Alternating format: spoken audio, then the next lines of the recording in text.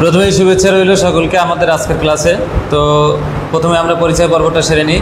আমি নাসির মাহমুদ, সহকারী শিক্ষক, আল কোরআন একাডেমি, ইটাগাছা, সাতক্ষীরা। বিষয় বিজ্ঞান, অষ্টম শ্রেণীর বিজ্ঞানের পঞ্চম অধ্যায়ের যে রেশনতন্ত্র নিয়ে আলোচনা করা হয়েছে, সেই পঞ্চম অধ্যায়ের রেশনতন্ত্র নিয়ে আমরা কথা বলবো।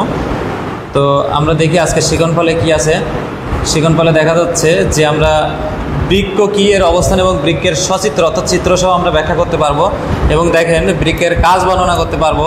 নেফ্রন, বৃক্কের ক্ষুদ্রতম একক নেফ্রন, সেটাও আমরা দেখতে পারবেন সচিত্র সহ। নেফ্রনের গঠন ব্যাখ্যা করতে পারবেন। মানবদেহের রেশন প্রক্রিয়া যে কীভাবে ঘটে, আমাদের রেশন প্রক্রিয়া, সেটা ব্যাখ্যা করতে পারবেন। তো প্রথমে আমরা দেখি এখানে কি দেখতে পাচ্ছেন, বৃক্ক। মানবদেহের বৃক্ক কয়টা থাকে? দুইটি, ডান বৃক্ক এবং বাম বৃক্ক। দেখেন বৃক্কের চিত্র দেখানো আছে এবং এখানে দেখেন এই যে চ্যানেলটা দেখা যাচ্ছে দুইটা, একটা দেখেন লাল আর একটা দেখেন নীল, তাই তো? এই যে নীলটা দেখতে পাচ্ছেন, এটা হচ্ছে শিরা, বুঝতে পারছেন? শিরার দূষিত রক্ত থাকে কার্বন ডাইঅক্সাইড যুক্ত, এ কারণে এটা নীল থাকে। এবং যে লাল আরও একটি চিত্র দেখতে পাচ্ছেন এখানে, লাল চ্যানেল মতো, এটা ধমনী। এই ধমনীতে অক্সিজেনযুক্ত রক্ত থাকে এবং বিশুদ্ধ রক্ত সরবরাহ করে আমাদের বৃক্কে, বুঝতে পারছেন? দেখেন বৃক্ক কীভাবে কাজ করে, এখানে একটা চিত্রে অ্যানিমেশন দিয়ে দেখানো যাচ্ছে। এটা আমাদের এই যে নীল কালারের যে শিরাটা দেখতে পাচ্ছেন এবং এখানে আছে লাল কালারের একটা ধমনী এবং দুই পাশে দুটি বৃক্ক দেওয়া আছে কিনা। এটা ডান বৃক্ক, এটা বাম বৃক্ক, তাই তো? এবার দেখেন বৃক্ক থেকে সেকে এখানে মূত্রথলিতে এসে মূত্র জমা হচ্ছে। এটা আমরা বিস্তারিত আরও সামনে দেখব।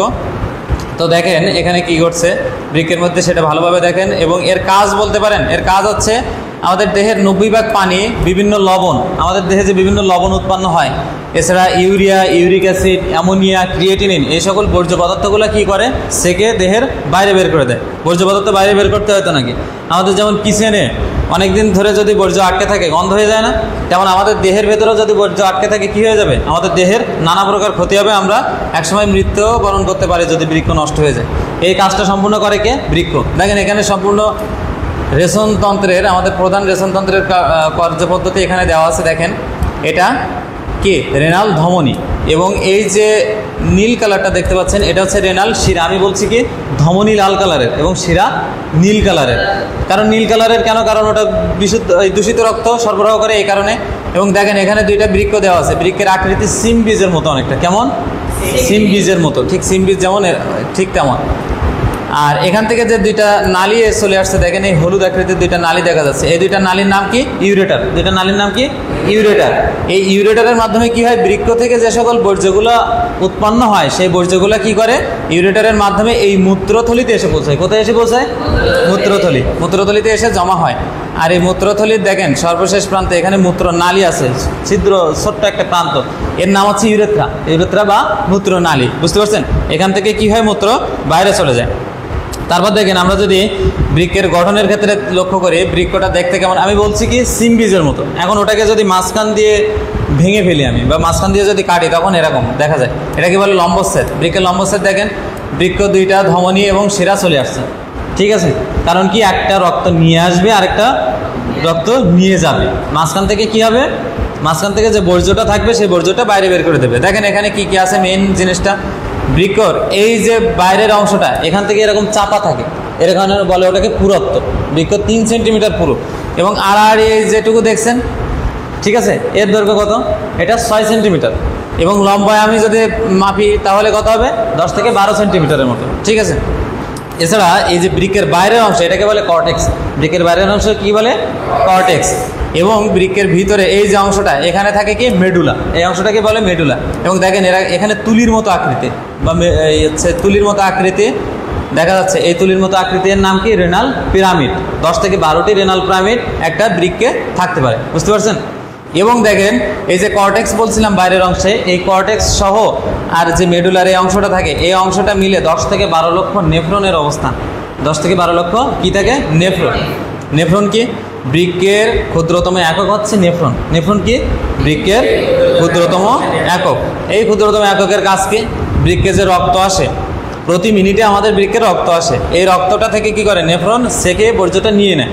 বর্জ্যটা নিয়ে নেওয়ার পরে আর বাকি যে রক্তটুকু থাকে সেটা আবার আমাদের দেহে পৌঁছে দেয়, ঠিক আছে? ওই শাখার কাজ করে কে? নেফ্রন। নেফ্রন কত বলছি?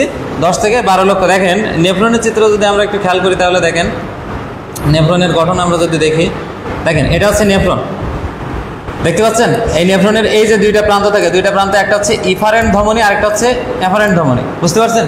মানে একটা দিয়ে ব্লাড ঢোকে, আরেকটা তারপর সাকনির পরে আরেকটা দিয়ে ব্লাড বের হয়ে যায় আবার। এখন এই যে অংশটা, এই যে এখানে এই যে অংশটা দেখেন পেছনে পেছনে নালী, এটা হচ্ছে গ্লোমেরুলাস, বৃক্কের নেফ্রনের গ্লোমেরুলাস। এবং এই যে দেখেন চাঁদ আকৃতির এরকম এরকম চন্দ্রাকৃতির মতো, এই অংশটার নাম হচ্ছে বোমান্স ক্যাপসুল। কি করে? বৃক্কে যখন এভারেন্ট ধমনী দিয়ে প্রবেশ করলো রক্ত, তখন এখান থেকে সেকে ওই বোমান্স ক্যাপসুলের মধ্যে দিয়ে এখানে এসে জমা হয়। তারপর দেখেন এই যে নালীটা একটু চিকন হয়ে গেছে, এই অংশটা চিকন হয়ে গেছে না? হ্যাঁ, আমরা যেমন মনে করেন রাস্তায় কি হয়, যানজট বাঁধে। কীভাবে? কারণ রাস্তা প্রশস্ত না, কিন্তু গাড়ি অনেক চলে আসে, তখনই কী হয়, যানজট বাঁধে। ঠিক এখানেও তাই, এখানে যখন রক্ত সব চলে আসবে, এখান থেকে চিকন হওয়ার কারণে এখানে রক্তের একটা চাপ সৃষ্টি হবে। এই চাপ সৃষ্টির ফলে এখানে যাবতীয় বর্জ্যগুলো রক্ত থেকে এখান থেকে নিয়ে নেবে, আর বাকিগুলো কী হবে, আবার ফেরত পাঠানোর সুযোগ থাকে। বুঝতে পারছেন? এভাবে আমাদের দেহে রক্ত আবার ফিরে যায়। তো সম্পূর্ণ এই কাজটা করে কে? নেফ্রন। নেফ্রন কী করে? চাকনি হিসেবে কাজ করে। বুঝতে পারছেন? এরপর দেখেন আমরা এই যে নেফ্রনের গঠন দেখলাম এবং বৃক্কের গঠন দেখলাম, এই সম্পূর্ণ অংশটুকুর একটা অ্যানিমেশন ভিডিওর মাধ্যমে আমরা যদি একটু বোঝার চেষ্টা করি, তাহলে দেখেন আমরা কি দেখতে পাই। অ্যানিমেশন ভিডিওতে দেখেন সুন্দর করে এখানে বৃক্কের গঠন দেখানো হয়েছে। আমাদের বৃক্ক অবস্থান দেখেন, আমাদের দেহকে দুই ভাগে ভাগ করি, একটা হচ্ছে বক্ষ গহ্বর আর নিচেরটা হচ্ছে উদর গহ্বর। আমাদের নিচে যেটা থাকে উদর গহ্বর। এরপর দেখেন বৃক্ক, এর ভিতরের চিত্র দেখছেন না একটু আগে, সেই চিত্র দেখেন, এর ভেতর কীভাবে কাজ করছে দেখেন। খেয়াল করেন এখানে রক্তগুলো কীভাবে যাচ্ছে এবং বর্জ্যগুলো কীভাবে অপসারিত হচ্ছে, এখানে সুন্দর করে বোঝানো আছে। দেখেন দুইটা বৃক্ক অ্যানিমেশনের সাহায্যে দেখানো হয়েছে, ডান বৃক্ক বাম বৃক্ক। এবং এই বৃক্কের মাধ্যমে দেখেন এখান থেকে ইউরেটার হয়ে কোথায় আসে? মূত্রথলিতে। একজন সুস্থ স্বাভাবিক মানুষ প্রতিদিন 1500 মিলি মূত্র তৈরি করে তার দেহে। এরপর কোথায় চলে আসে? এই যে মূত্রথলি দেখেন, একটা বেলুনের মতো আকৃতি এরকম একটা মূত্রথলি, এই থলিতে এসে জমা হয়। যখন জমা হয় এখানে 250 থেকে 300 মিলির মতো রক্ত যখন এই মূত্রথলিতে চলে আসে, 250 থেকে 300 মিলির মতো মূত্র যখন এই মূত্রথলিতে চলে আসে, তখন কী হয়? 500 চাপ সৃষ্টি করে, যার ফলে আমাদের মস্তিষ্কে সিগন্যাল পাঠায়। তখন কি হয়? আমাদের মস্তিষ্ক বলে দেয় যে এখন কি করতে হবে, মূত্রটা বাইরে বের করতে হবে। তখন কি করে? মূত্র ইউরেথ্রা দেখছিলেন না, ছোটো ইউরেথ্রা হয়ে বাইরে বেরিয়ে যায় মূত্রটা। বুঝতে পারছেন? তো আজকের মতো আমাদের ক্লাস এখানেই সমাপ্ত করছি। তো আমরা এখন ফিডব্যাক নিব, দেখি কে কেমন আজকের ক্লাসে কতটুকু অর্জন করতে পারছেন, এই ফিডব্যাকটা আমরা নিব।